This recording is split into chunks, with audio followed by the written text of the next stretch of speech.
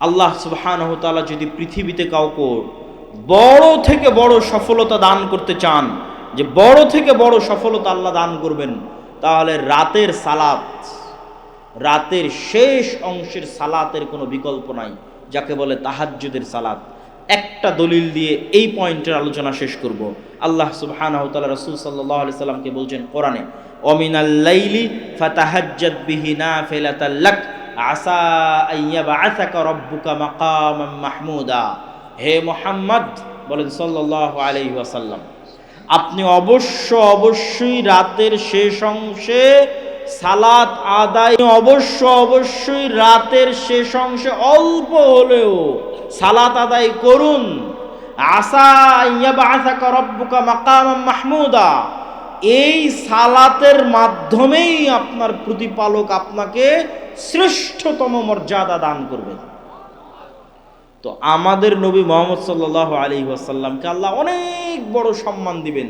তো ওই সম্মান দেওয়ার জন্য, সম্মান পাওয়ার যোগ্য হওয়ার জন্য আমাদের নবীকে আল্লাহ বলছেন যে আপনি রাতের শেষ অংশে সালাত আদায় করুন। আগের যুগের মুসলমানদের পায়ের নিচে রোমান সাম্রাজ্য আর পারস্য সাম্রাজ্যের মতো বড় বড় সাম্রাজ্য এমনি ধুলায় ধূসরিত হয়ে যায়। তাদের কাছে ছিল কোরআনের শক্তি, তাদের কাছে ছিল রাতের শেষ অংশের সালাতের শক্তি, রাতের শেষ অংশের সালাতের চোখের পানির শক্তি এবং পাওয়ার তাদের কাছে ছিল, এবং ফজরের পরে না ঘুমানো বরকত তাদের কাছে ছিল, কোরআনের সাথে কানেক্টিভিটি তাদের কাছে ছিল। আমাদের কাছে কি আছে? আমরা জীবন যাপন করছি, ঘুম থেকে উঠছি এবং ঘুম যাচ্ছি পশুর মতো। তারপরেও যে আল্লাহ সুবহানাহু ওয়া তাআলা আমাদেরকে বাঁচিয়ে রেখেছেন, এই অবস্থায় রেখেছেন, আল্লাহর শুকরিয়া। কিন্তু আমাদের ওইরকম কোনো যোগ্যতাই নাই। আমরা ঘুম থেকে উঠছি পশুর মতো, ঘুমাতে যাচ্ছি পশুর মতো। সম্মানিত উপস্থিতি, আমরা আলোচনা করছিলাম সময়ের গুরুত্ব সম্পর্কে। এবার এই সময়ের গুরুত্বের শেষ পয়েন্ট, তারপরে আমার বক্তব্যের দ্বিতীয় অংশে চলে যাব, ইসলামী রাষ্ট্র। সময়ের গুরুত্বের শেষ পয়েন্ট হচ্ছে সময়কে আপনি কাজে লাগাবেন কিভাবে। এর ওপর আজকের আধুনিক বিশ্বে অসংখ্য বই পুস্তক তৈরি হয়েছে, যার নাম দিয়েছে ইংরেজিতে টাইম ম্যানেজমেন্ট, সময়কে ম্যানেজ করা। তো অসংখ্য বুদ্ধি, উপায়, কৌশল সব দেওয়া আছে। কিন্তু আমি আপনাকে বলবো, ইসলাম নিজেই একটা টাইম ম্যানেজমেন্ট। ইসলাম নিজেই একটা টাইম ম্যানেজমেন্ট, আর এটা হতে হবে। কেননা আল্লাহ তো সময়কে সৃষ্টি করে ছেড়ে দিয়েছে। এই সময়ই মানুষের জীবন, এই সময়েরই আল্লাহ হিসাব নিবে। এই সময়ের মধ্যে মানুষ হারিয়ে যাবে। মহাকালের গর্ভে হাজার হাজার লক্ষ লক্ষ কোটি কোটি মানুষ হারিয়ে গেছে, আবার মহাকালের গর্ভে আমরা হারিয়ে যাব। এই মহাসময়ই তো সব কিছু। তো এই জন্য সময়ের গুরুত্ব তো ইসলামে থাকবেই। তারপর আপনাদের বোঝানোর সুবিধার্থে বলি, ইসলামের কোন ইবাদতটা সময়ের সাথে সম্পৃক্ত নয়? আপনি নিজে বসে থেকে এখন চিন্তা করেন যে ইসলামের কোন ইবাদতটা টাইমের সাথে রিলেটেড নয়। যেমন 5 ওয়াক্ত সালাত, এটা কি সময়ের সাথে সম্পৃক্ত না সম্পৃক্ত না? না এমনি এক সময় উঠে একবারে 5 ওয়াক্ত সালাত আদায় করে নিলাম দিয়ে হয়ে গেল? এইটা কিন্তু হবে না। যে আমি ঠিক আছে এখন 10টা বাজে, এই 10টার সময় 5 ওয়াক্ত সালাত সমান যতগুলো রাকাত হয় তার সব একবারে পড়ে নিলাম, সারাদিনের নামাজ শেষ। এরকম কোনো ফতোয়া আছে? তাহলে প্রত্যেক সালাতের নির্দিষ্ট সময় আছে না? প্রত্যেক সালাতের সময় আছে, মানে ওই সময়টা তো চলে যাচ্ছে, সেভ হয়ে যাচ্ছে। ওই সময়ের মধ্যে আপনি কি করলেন? ওই সময়টুকুর মধ্যে আপনার একটা সালাত থাকা লাগবে। আপনার জীবন থেকে একটা সময় রানিং, আল্লাহ মহাকাল সৃষ্টি করে দিয়েছে, দৌড়াচ্ছে, হাজার হাজার কোটি কোটি কিলোমিটার গতিতে দৌড়াচ্ছে, যেটা আমি দেখতে পাচ্ছি 24 ঘন্টা। এই দৌড়ানোর মধ্যে আমার একটা কাজ থাকতে হবে। সকালে ফজর, দুপুরে জোহর, বিকেলে আসর, মাগরিব, সন্ধ্যায়, রাতে এশা, এগুলো একটা করে ছুটে গেল, মানে ওই সময়টা গ্যাপ চলে গেল, মানে ওই সময়ে আর আমার নামে কোনো নামাজ নাই, গ্যাপ। সময় কিন্তু সেভ হয়ে গেছে, সময় কিন্তু পার হয়ে গেছে, কিন্তু আমার নামে কোনো সালাত নাই। তো ইসলাম নিজেই একটা টাইম ম্যানেজমেন্ট। এখানে এমন একটা ইবাদত আপনি আমাকে দেখান যে ইবাদতের সময় দেওয়া নেই। আপনি যদি রমজানের কথা বলেন, আপনি যদি সাহারির কথা বলেন, আপনি যদি ইফতারির কথা বলেন, আপনি যদি ঈদের কথা বলেন, ঈদের নামাজের কথা বলেন, ঈদের নামাজ কখন পড়তে হবে, আপনি যদি কুরবানির কথা বলেন, কুরবানি কখন দিতে হবে, সিয়াম কখন শুরু হবে, নফল সিয়াম, সপ্তাহের সিয়াম, মাসের সিয়াম, প্রত্যেকটা ইবাদত সময়ের সাথে সম্পৃক্ত। জাকাতের কথাও যদি বলেন, জাকাতের হিসাব ওটাও বছর, ওটাও সময়ের সাথে সম্পৃক্ত। হজের কথা যদি বলেন, হজ কখন করবেন, ওটাও সময়ের সাথে সম্পৃক্ত। সম্মানিত উপস্থিতি, তো ইসলাম নিজেই একটা টাইম ম্যানেজমেন্ট। কেউ যদি ইসলামকে শুধু অনুসরণ করে চোখ বন্ধ করে, তো ওর সময় নষ্ট কম হবে। তার শুধু একটা উদাহরণ দেয় যুবক এবং ছাত্রদের জন্য, যে ধরেন আপনি ফজরের সালাত পড়ে যুবকেরা হয়তো গেম খেলতে বসে গেছে, হয়তো কোথাও খেলা দেখতে বসে গেছে, হয়তো জুয়ার আড্ডায় গেছে। তো ও যদি বেনামাজি হয়, তো ওর আর কোনোদিন স্মরণ পড়বে না যে আমি কি করছি আর আমার কি করা উচিত। একটা মুভি দেখতেই সারা দিন পার হয়ে যাবে, একটা সিরিয়াল একের পর এক দেখতেই সারা দিন সারা রাত পার হয়ে যাবে। কিন্তু ওর যদি নামাজের বিষয়ে সচেতনতা থাকে, তাহলে জোহরের যখন আজান হবে, ওকে উজু করতে হবে, ফ্রেশ হতে হবে, মসজিদে যেতে হবে। ও অন্তত একটা ভাবার সময় পেল, কিরে সকাল থেকে তো সব সময় নষ্ট করলাম, এখন কি করব জোহরের পরে।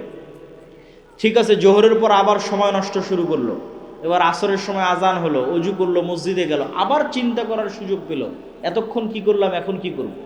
আবার মাগরিবের সময় চিন্তা করার সুযোগ পেল, এতক্ষণ কি করলাম, এখন কি করব।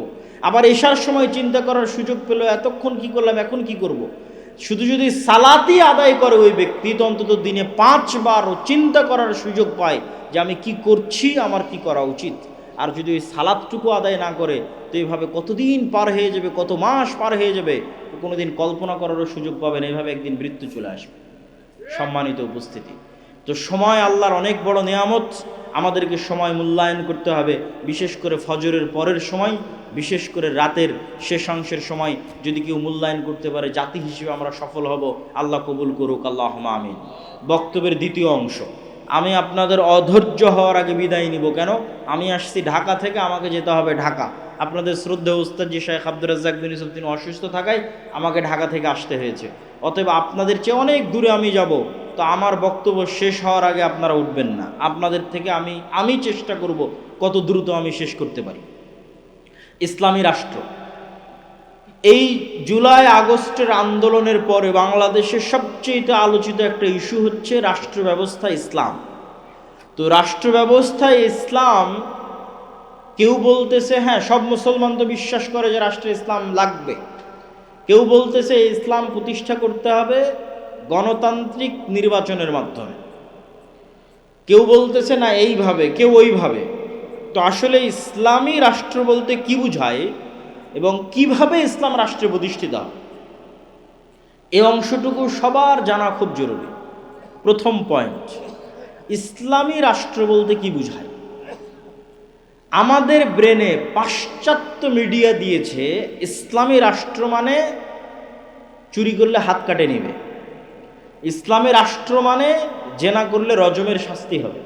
এগুলো ঠিক হবে, কিন্তু ইসলামী রাষ্ট্র মানে এই দৃশ্যগুলো বুঝানো, এটা আল্লাহর নবী বুঝাননি। আমাদেরকে পাশ্চাত্য মিডিয়া বুঝেছে ইসলামী রাষ্ট্র মানে একজন মেয়েকেও বেপর্দায় বাইরে বের হতে দেওয়া যাবে না, সবাইকে বোরখা পরতে বাধ্য করা হবে।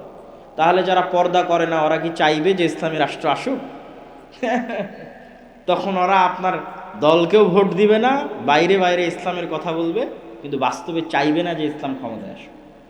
কিন্তু আল্লাহর নবী যে ব্র্যান্ডিং করেছেন, ওই ব্র্যান্ডিংটা যদি আপনি মানুষকে বুঝাতে পারেন, তো মুসলমান বহু দূরের কথা, বেপর্দা নারী বহু দূরের কথা, হিন্দু এসে বলবে তোমরা ইসলাম প্রতিষ্ঠা করো, খ্রিস্টান এসে বলবে তোমরা ইসলাম প্রতিষ্ঠা করো। সেটা কি? রাসূলুল্লাহ সাল্লাল্লাহু আলাইহি ওয়াসাল্লাম বলেন, লা তাকুমুস সাআহ হাত্তা ইয়ানজিলা ঈসা ইবনে মারইয়াম। কিয়ামত ততদিন হবে না যতদিন মারিয়ামের সন্তান ঈসা পৃথিবীতে নেমে না আসছে। আর মারিয়ামের সন্তান ঈসা পৃথিবীতে নেমে আসার পর 3টা কাজ করবে। এক, ইয়াকসিরুস সালিব, ক্রুশকে ভেঙে দিবে। ওয়া ইয়াকতুলুল খিনজির, শুকুরকে হারাম ঘোষণা করে পৃথিবী থেকে বিদায় করে দিবে। 3 নাম্বারটা হচ্ছে সবচেয়ে গুরুত্বপূর্ণ। আগের দুটো ভিন্ন পরিবেশের সাথে সম্পৃক্ত, কি পরিবেশ সেটারও একটু ইঙ্গিত দিব। আর 3 নাম্বারটা হচ্ছে মূল, সেটা কি? উনি সমগ্র পৃথিবীতে হাকামান মুকসিতা, সমগ্র পৃথিবীতে ঈসা আলাইহিস সালাম ন্যায় বিচার প্রতিষ্ঠা করবে। বলেন আল্লাহু আকবার। ন্যায় বিচার, এটা হচ্ছে রাষ্ট্রে ইসলামের ব্র্যান্ডিং। যে ইসলাম রাষ্ট্রে গেলে কি হবে, আপনার মানুষ আপনাকে বলবে ইসলাম রাষ্ট্রে গেলে হাত কাটবে, কেউ বলবে রজম করবে, কেউ বাধ্য পর্দা করবে। আল্লাহর নবী বলছেন ইসলাম রাষ্ট্রে গেলে সমগ্র পৃথিবীতে কি প্রতিষ্ঠা হবে? ন্যায় বিচার প্রতিষ্ঠা হবে। মানে একজন মানুষও মাজলুম থাকবে না, একটা হিন্দু মাজলুম থাকবে না, একটা কুকুরও মাজলুম থাকবে না। তার নাম ন্যায় বিচার।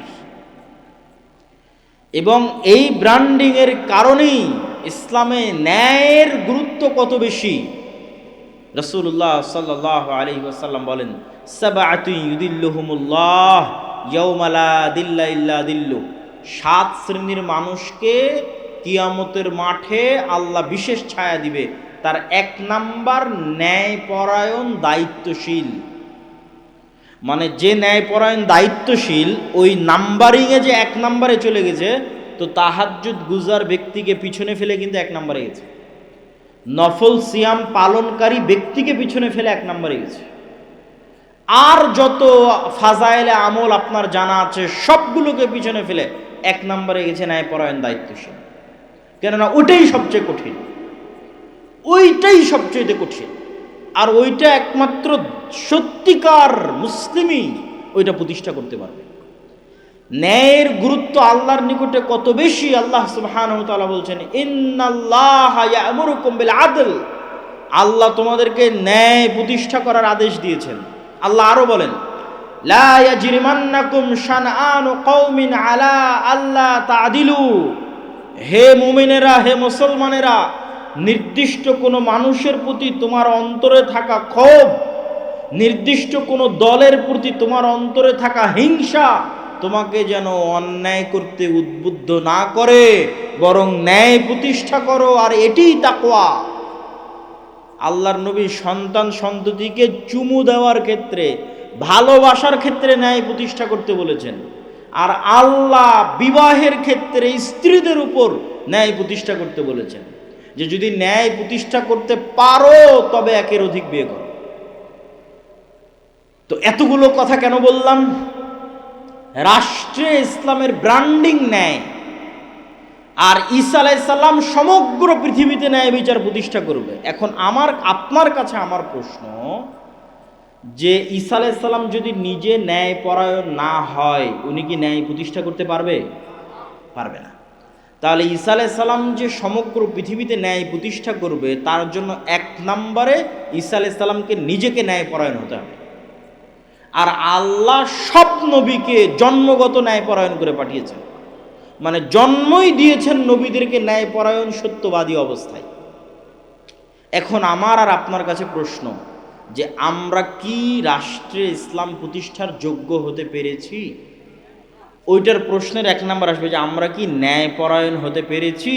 যদি আমরা ন্যায়পরায়ণ হতে না পারি, তো রাষ্ট্রে ইসলাম প্রতিষ্ঠার যোগ্য হতে পারিনি। এবার বাস্তব উদাহরণে আসেন। আপনাদের এই চারঘাট, বাঘা, রাজশাহীর এই অঞ্চলের যত মানুষ আপনারা এখানে উপস্থিত আছেন, যতজন মিডিয়ার মাধ্যমে শুনবেন, আশেপাশের পাড়া প্রতিবেশী সবার কাছে চেক করবেন আমার এই প্রশ্নটা। 2টা উদাহরণ দিব। 1, আপনার বাবার মৃত্যুর পরে অথবা আপনার দাদার মৃত্যুর পরে আপনি আপনার বোনকে অথবা আপনার আব্বা, আপনার ফুফুকে আপনার দাদা অথবা বাবার সম্পত্তিতে ন্যায়ের সাথে তার পাওনা বুঝিয়ে দিয়েছে কি? প্রশ্ন। 1 দল মানুষ পাবেন বুঝিয়েই দেয়নি, মানে বোনকে এই অজুহাত দিয়েছে যে সে ভাইয়ের বাড়িতে যাতায়াত করবে, এই জন্য ভাই তার সম্পত্তি ভোগ করবে। আর আরেক দল মানুষ বুঝিয়ে দিয়েছে ঠিকই, কিন্তু চারঘাট বাজারের দামি জমিটা নিজে নিয়েছে, আর বিলে নদীর মধ্যে ভাঙ্গনে যে জমিটা চলে গেছে সেটা বোনকে দিয়েছে। চরের জমি বোনকে দিয়েছে, আর ভালো জমি নিজে নিয়েছে। তো এটা কি ন্যায় প্রতিষ্ঠা করেছে? সে ন্যায় প্রতিষ্ঠা করেনি। এবার রেজাল্ট কি? রেজাল্ট হচ্ছে, এই ব্যক্তিকে যদি আপনি এখন রাষ্ট্র ক্ষমতায় বসান, তো 16 বছর যা দুর্নীতি হয়েছে একদিনে তার চেয়ে বেশি করবে। তাহলে সে কি ন্যায় বিচার প্রতিষ্ঠা করতে পারবে রাষ্ট্রে? ও তো ওর বোনের সাথে ন্যায় বিচার প্রতিষ্ঠা করতে পারে না, একটা ছোট্ট ফ্যামিলির মধ্যে। তাহলে কেমনে আল্লাহ মনে করবে যে এই মুসলমানটা যোগ্য যে একে ইসলামী রাষ্ট্রের দায়িত্ব দিতে হবে? আল্লাহ কেমনে মনে করবে? আল্লাহ তো বলে রেখেছে ইসলামী রাষ্ট্রের ব্র্যান্ডিং ন্যায় বিচার। তো ওর বোনেরই সম্পদ মেরে দিয়েছে। উদাহরণ 2, চারঘাট বাঘা সহ আশেপাশের অঞ্চলে অসংখ্য জায়গায় বিবাহ হচ্ছে যৌতুকের ভিত্তিতে, হচ্ছে না? হচ্ছে। তাহলে যে যুবক তার স্ত্রী বা স্ত্রীর পরিবারের নিকট থেকে যৌতুক বাবদ টাকা গ্রহণ করেছে, সেটা প্রকাশ্যে হোক অথবা ছলে বলে কৌশলে হোক। ছলে বলে কৌশলে মোটর সাইকেল নিয়েছে, নেয়নি? নিয়েছে। ফ্রিজ নিয়েছে, এসি নিয়েছে। তো ছলে বলে কৌশলে হোক প্রকাশ্যে হোক, সে আর এক মানুষের সাথে আর এক পরিবারের সাথে অন্যায় করেছে। এটা অন্যায়, এটা মানুষের সাথে সম্পর্কিত অন্যায়। তো যার হাত থেকে তার স্ত্রীর পরিবার বা তার স্ত্রীর পিতা ন্যায় পায়নি, ওই ব্যক্তিকে আপনি রাষ্ট্র ক্ষমতায় বসিয়ে দিলেও গত 16 বছর যা দুর্নীতি হয়েছে তা 1 ঘন্টাতেই করে, 1 ঘন্টাতে অতটি টাকা কিভাবে চুরি করা যায় তার চেষ্টা করবে। কেননা সে তো তার শ্বশুরের সম্পদ দেখে লোভ সামলাতে পারে। তাহলে এই মুসলমানেরা রাষ্ট্রের ন্যায় প্রতিষ্ঠার যোগ্য? যোগ্য না। তাহলে এই মুসলমানদের হাত দিয়ে আল্লাহ রাষ্ট্রে ইসলামকে বসাবেন, তো ইসলামেরই তো কলঙ্ক হয়ে যাবে। সম্মানিত উপস্থিতি, তাহলে আবারও চলে আসে রাষ্ট্রে ইসলাম প্রতিষ্ঠার ব্র্যান্ডিং ন্যায় বিচার। তাহলে যে মুসলমান ন্যায় প্রতিষ্ঠা করার যোগ্য, ওই মুসলমানই রাষ্ট্রে ইসলাম প্রতিষ্ঠা করার যোগ্য। তাহলে মুসলমান ন্যায় প্রতিষ্ঠা করার যোগ্য নয়। 2, আজকের যুগের মুসলমানদের আরেকটা বড় সমস্যা হচ্ছে, আজকের যুগের মুসলমানেরা সত্য বলা জানে না। আর মিথ্যা বললে কখনো নেতা হওয়া যায় না। মিথ্যা বলে কেউ নেতা হতে পারে না, সত্যই মানুষকে নেতা বানায়। তো আজকের যুগের মুসলমানেরা যে পরিমাণ মিথ্যার সাথে সম্পৃক্ত, আজ থেকে 1400-1450 বছর আগের মক্কার কাফের মুশরিকদের চরিত্র সত্যের দিক থেকে এই মুসলমানদের চেয়ে ভালো ছিল। 2টা উদাহরণ যে তারা সত্যের দিক থেকে আপনার আমার চেয়ে ভালো ছিল। 1, আবু তালেব, আল্লাহর নবীর চাচা। আবু তালেব হচ্ছে আব্দুল মুত্তালেবের সন্তান। আব্দুল মুত্তালেব যখন জীবিত ছিল আব্দুল মুত্তালেব নেতা, আব্দুল মুত্তালেব মারা গেছে, এখন আবু তালেব নেতা। তো Abu Taleb as a leader কাফের মুশরিক, ঈমান আনেনি, এই কথাই ঠিক, কিন্তু Abu Taleb as a leader কোনোদিন মিথ্যা কথা বলেছে আর প্রমাণ কেউ ইতিহাস থেকে দেখাক যে আবু তালেব কুরাইশ বংশের নেতা, সে কাফের মুশরিক, কিন্তু আমি চাচ্ছি মানুষ দেখাক যে আবু তালেব মিথ্যুক। আপনারা খুঁজেন আজ থেকে, প্রমাণ দিবেন যে আবু তালেব কাফের মুশরিক কিন্তু মিথ্যা বলেছে। বরং এর উল্টাটা দেখতে পাবেন খুঁজতে গেলে, যে আল্লাহর নবীর চাচা আবু তালেব তার মুখের জিহ্বার দাম রক্ষা করতে গিয়ে 3 বছর, একটানা 3 বছর নিজ ভাতিজার সাথে না খেয়ে জীবনযাপন করেছে। সে আবি তালেব কাফের মুশরিক অবস্থায়, কিন্তু জবানের দাম আছে, মিথ্যা বলা যায় না, লিডার। মিথ্যা বললে কোনোদিন নেতা হওয়া যায় না। উদাহরণ 2, আবু সুফিয়ান। আবু সুফিয়ান কাফের, উনি আল্লাহর নবীর বিরুদ্ধে বদরের যুদ্ধ করেছে, আল্লাহর নবীর বিরুদ্ধে উহুদের যুদ্ধে নেতৃত্ব দিয়েছে, খন্দকের যুদ্ধে সারা আরবের 10,000 সেনাবাহিনী একত্রিত করে খন্দককে মাটির সাথে মিশিয়ে দিবে, এই মদিনাকে মাটির সাথে মিশিয়ে দিবে। আল্লাহর নবী তো হতবিহ্বল, এই 10,000 সেনাবাহিনী কোথায়, 1,500-2,000 মানুষ মদিনায় বসবাস করে, কি করব। সাহাবীদের নিয়ে পরামর্শ করছেন। সালমান আল ফার্সি বলছে, আল্লাহর নবী একটা বুদ্ধি দিই। তো বলে কি বুদ্ধি? 1 ঘোড়া 1 লাফ দিলে সর্বোচ্চ যতদূর যেতে পারে তার চেয়ে বড় করে গর্ত খনন করে, তাহলে ঘোড়া 1 লাফে ওই গর্ত পার হতে পারবে না। বিশাল যে ঘোড়সওয়ার বাহিনী আসবে, ওকে গর্তের কাছে থেমে যেতে হবে, থেমে গিয়ে গর্তে নেমে উঠে তারপরে পার হতে হবে। এই যে গতি স্লো হয়ে গেল, এই স্লো গতিতে আমরা উপর থেকে তীর চালাবো। তো আল্লাহর নবী তার এই পরামর্শ গ্রহণ করে নিলেন। মদিনার যেই পাশে পাহাড় ছিল সেই পাশ বাদ দিয়ে চারিদিকে খন্দক করলেন। তো এই খন্দকের যুদ্ধে আল্লাহর নবীর মদিনাকে ধ্বংস করে দেওয়ার কাজের নেতৃত্ব দিচ্ছে আবু সুফিয়ান।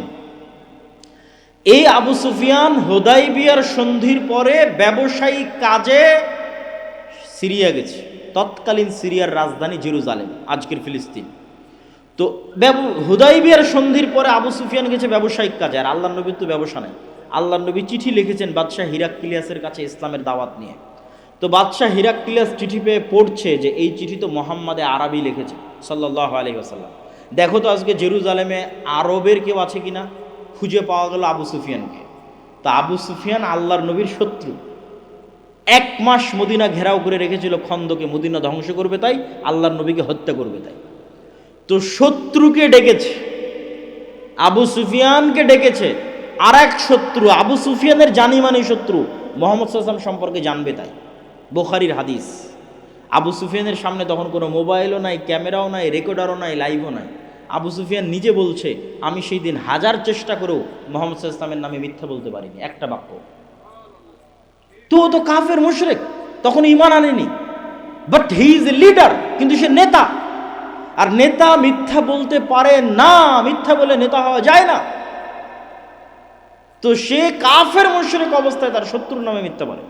আর আপনি এখন ইনস্ট্যান্ট পরীক্ষা করেন, চারঘাটের এক গণতান্ত্রিক রাজনৈতিক দলের নেতাকে জিজ্ঞেস করবেন, আর এক গণতান্ত্রিক রাজনৈতিক দলের নেতা সম্পর্কে যা বলবে সব মিথ্যা, কিন্তু দুইজনই মুসলমান।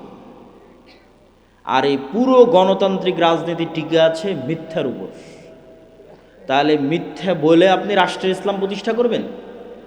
মিথ্যুককে আল্লাহ সুযোগ দিবে রাষ্ট্রের ইসলাম প্রতিষ্ঠা করতে? সম্ভব। রাসূলুল্লাহ সাল্লাল্লাহু আলাইহি ওয়াসাল্লাম বলেন, সালাসুন মান কুন্না ফিহি, 3টে অথবা 4টে বৈশিষ্ট্য যার মধ্যে আছে, মুনাফিকান খালেসা, খাঁটি নির্ভেজাল মুনাফিক। এক, কথা বললে মিথ্যা বলে, তাকে আল্লাহর নবী কি বললেন? মুনাফিক। 2, তাকে কোনো দায়িত্ব দেওয়া হয়েছে, সেই দায়িত্বের আমানতের সাথে খেয়ানত করে। তো এই হাদিসটা এবং ইসলামের এই চিত্রটা, যে ইসলাম মানে সে সত্যবাদী ন্যায়পরায়ণ মুসলিম হবে, এই চিত্রটা আমরা মানুষকে বুঝাতে আমরা আলেম ওলামারা এই পরিমাণ ব্যর্থ যে মানুষ প্রকাশ্যে বলছে যে আমি প্রশ্ন ফাঁস করার টাকা আল্লাহর রাস্তায় দান করি। নাউজুবিল্লাহ। তাহলে ওই মানুষকে আমরা ইসলাম শেখাতে ব্যর্থ। সে প্রশ্ন ফাঁস করার টাকা আল্লাহর রাস্তায় দান করে। আপনি এরকম কত OC, DC, SP, AC land, sub registrar নিবেন, এরা নিজ নিজ পদের দায়িত্বের আমানতের সাথে খেয়ানত করে যে টাকা অর্জন করেছে ওই টাকা দিয়ে হজ করতে গেছে। তাহলে আমরা তাদেরকে ইসলাম বুঝাতে পেরেছি? পারিনি। ওদেরকে আল্লাহর নবী বলেছেন মুনাফিক। কি বলেছেন? মুনাফিক।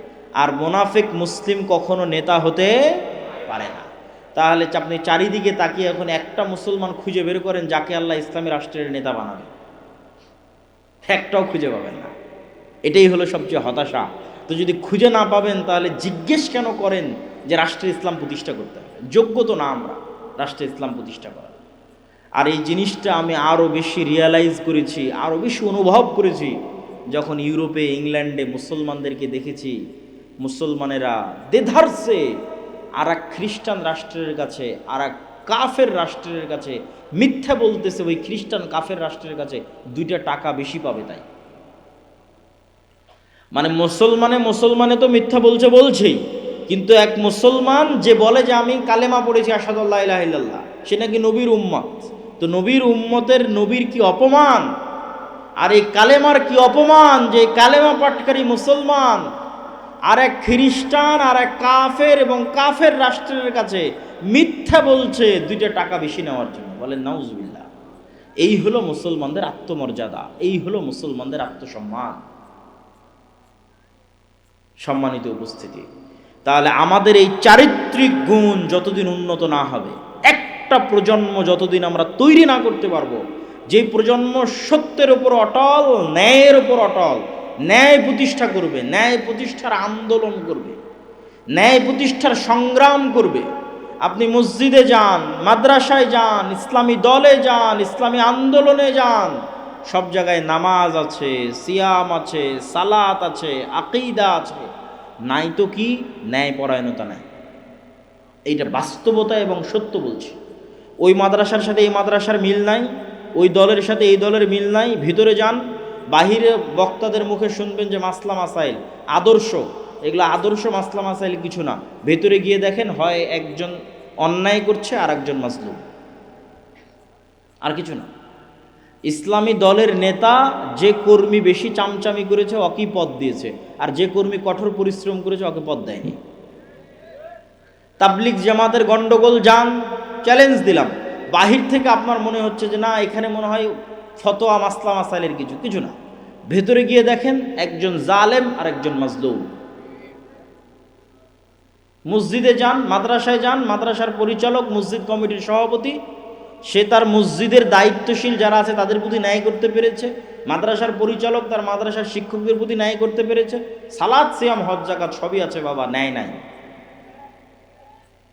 তো যিনি ন্যায় প্রতিষ্ঠা করতে পারেননি তার দলে, যিনি ন্যায় প্রতিষ্ঠা করতে পারেননি তার মাদ্রাসায়, তাকে আল্লাহ কেমনে যোগ্য মনে করবে যে সে রাষ্ট্রে ন্যায় প্রতিষ্ঠা করতে পারে? অতএব আমাদের মূল জায়গায় হাত দিতে হবে, ন্যায় প্রতিষ্ঠার আন্দোলন করতে হবে। চারঘাটের মানুষ, যুবকেরা যদি মনে করে আমরা রাষ্ট্রে ইসলাম দেখতে চাই, তাহলে তোমার সমাজে অন্যায় বন্ধ করো। যেখানে জানাজা পড়াতে গেছে ওখানে জানাজা পড়িয়ে ওর মেয়েকে ওর ন্যায্য হিস্সা বুঝিয়ে দাও, ন্যায় প্রতিষ্ঠা করো। জুলম হবে, মুসলমান চেয়ে দেখবে, আবার ওই মুসলমানকে আল্লাহ নেতা বানাবে, এটা অসম্ভব।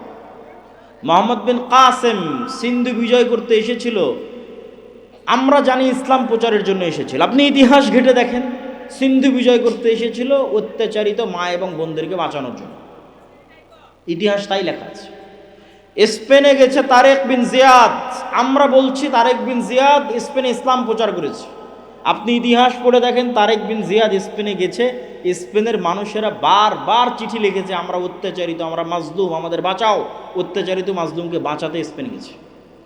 তো ইসলাম হচ্ছে ন্যায়ের দিন, ন্যায়ের ধর্ম, ন্যায় প্রতিষ্ঠা করার ধর্ম। একবার যদি মুসলমানেরা আবার সত্য বলা শিখে যায়, আবার ন্যায় প্রতিষ্ঠা করা শিখে যায়, তাহলে ওই রকম রোমান আর পারস্য সাম্রাজ্যের মতো আজকের যুগের যত সুপার পাওয়ার আছে সব মুসলমানদের পায়ের নিচে। কিন্তু ওই রকম ব্যক্তিত্ব সম্পন্ন, আত্মমর্যাদা সম্পন্ন মুসলমান লাগবে। তো ব্যক্তিত্ব আত্মমর্যাদা সম্পন্ন মুসলমান তৈরি হবে কেমনে? সবার তো কিস্তিতে লোন আছে, এটা হাসির কথা নয়। এটার পিছনে একটা হাদিস বলি আপনাদের।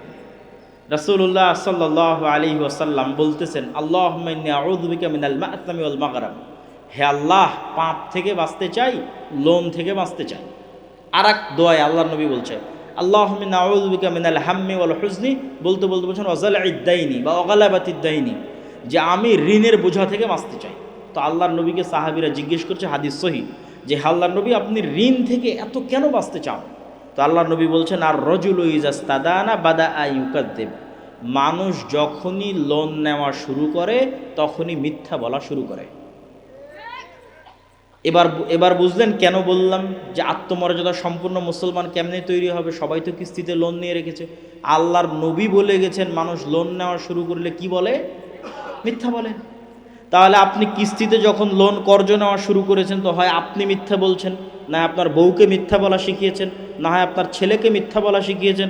তো পুরো একটা পরিবার মিথ্যার উপর গড়ে উঠতেছে। তো এই পরিবার থেকে মোহাম্মদ বিন কাসেম, তারেক বিন জিয়াদের জন্ম হবে? সালাহুদ্দিন আইয়ুবীর জন্ম হবে? অসম্ভব। শুধু গোলামের জন্ম হতে পারে, গোলাম, কৃতদাস, যারা ভারতের গোলামি করে জীবন পার করবে, সেই গোলামের জন্ম হতে পারে। আর যদি বলে না গোলামের জন্ম হবে না, নেতার জন্ম হবে, তাহলে অবশ্যই সত্য বলতে হবে। আর সত্য বলতে চাইলে লোন নেওয়া যাবে না, নাহলে মাথা উঁচু করে থাকতে পারবেন না। লোন আপনার মাথা নিচু করবেই। সম্মানিত উপস্থিতি, এবার বক্তব্যের এই দ্বিতীয় অংশের আর এক পয়েন্ট, যে রাষ্ট্রে ইসলাম প্রতিষ্ঠা করতে চাইলে 1 নাম্বার বলেছি, মুসলমানদের সত্যবাদী হতে হবে, ন্যায়পরায়ণ হতে হবে, ন্যায় প্রতিষ্ঠার আন্দোলন করতে হবে। পয়েন্ট নাম্বার 2, নিজের দ্বীনের উপর, নিজের নবীর সুন্নাতের উপর শক্ত কনফিডেন্স, আত্মবিশ্বাস থাকতে হবে। এবং এটার উদাহরণ দিয়ে আমি আমার বক্তব্যের শেষের দিকে চলে যাব। শক্ত আত্মবিশ্বাস এবং শক্ত কনফিডেন্স যদি দেখতে চান, তাহলে 2টা জাতিকে দেখবেন, একটার নাম হিন্দু আর একটার নাম ইহুদি। আপনি বলবেন পৃথিবীর সবচেয়ে 2 নিকৃষ্ট জাতির উদাহরণ দেখতে বললেন, জি। হিন্দুর উদাহরণ 1 নাম্বার কেন? সারা বাংলাদেশের সীমান্তগুলোতে যখন সমস্যা হচ্ছে, আমাদের যুবকেরা ফেসবুকে ট্রল করতেছে, যে ভারতের মানুষের টয়লেট নাই, ভারতের মানুষেরা গোমূত্র পান করে, ইত্যাদি ইত্যাদি ইত্যাদি অসংখ্য ট্রল। তো আমি কিন্তু যখন এই সমস্ত ট্রল দেখি আমার মাথায় ঘুরে অন্য কথা। আমার মাথায় কি ঘুরে? আমার মাথায় ঘুরে 1947-এ ভারত প্রতিষ্ঠা হয়েছে সেকুলারিজমের উপর। গান্ধী, নেহরু, আবুল কালাম আজাদ, বল্লভভাই প্যাটেল, এরা সবাই মিলে সেকুলারিজমের উপর ভারত প্রতিষ্ঠা করেছে। আর মিস্টার জিন্নাহ, আল্লামা ইকবাল, শেরে বাংলা মিলে পাকিস্তান আর বাংলাদেশ প্রতিষ্ঠা করেছে ইসলাম আর মুসলমানের নামের উপর।